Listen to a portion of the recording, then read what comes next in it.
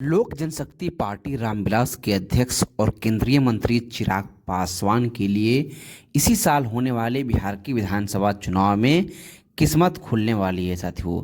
चिराग पासवान ने 2020 के विधानसभा चुनाव में नीतीश कुमार के खिलाफ जाकर चिराग पासवान ने बिहार में एक बड़ा जनादेश हासिल किया था साथियों। लेकिन उस जनादेश से पूरी तरीके से एनडीए गठबंधन को नुकसान हुआ था और खास करके नीतीश कुमार को सबसे बड़ा नुकसान चिराग पासवान ने दिए थे साथियों। लेकिन लोकसभा चुनाव आते आते चिराग पासवान ने नीतीश कुमार के साथ मिलकर बिहार में एनडीए के साथ चुनाव लड़े चिराग पासवान, और लोकसभा चुनाव में चिराग पासवान का 100% का स्ट्राइक रेट रहा साथियों। चिराग पासवान 5 सीट पर लड़ते हैं। चिराग पासवान 5 की 5 सीट बिहार में जीत जाते हैं। लेकिन बिहार के विधानसभा चुनाव जो इस साल होने वाले हैं, अब इसको लेकर पूरी तरीके से सीट बंटवारे को लेकर भी हलचल तेज हो गई है। चिराग पासवान की पार्टी को बिहार विधानसभा चुनाव में करीब 50 से अधिक सीट मिलने की पूरी तरीके से खबर आ रही है साथियों। चिराग पासवान ने बिहार के विधानसभा चुनाव 20 में सीटों की संख्या को लेकर ही चिराग पासवान एनडीए से अलग हुए थे।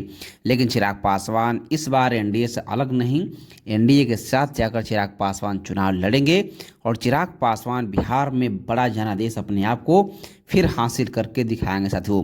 चिराग पासवान भारतीय जनता पार्टी एनडीए गठबंधन के सबसे मजबूत स्तंभ के रूप में है साथियों। चिराग पासवान बिहार में चुनाव होते हैं, जबरदस्त तरीके से चिराग पासवान का फैक्टर नजर आता है साथियों। चिराग पासवान बिहार विधानसभा चुनाव पूरी तरीके से एक जबरदस्त मजबूती के साथ लड़ने की तैयारी में साथियों। चिराग पासवान को बिहार में करीब 50 से अधिक सीट एनडीए गठबंधन से मिलती है। तो चिराग पासवान का अगर संख्या अच्छा आता है तो पूरी तरीके से चिराग पासवान बिहार में सरकार में एक अहम जिम्मेदारी के साथ चिराग पासवान रहेंगे साथियों।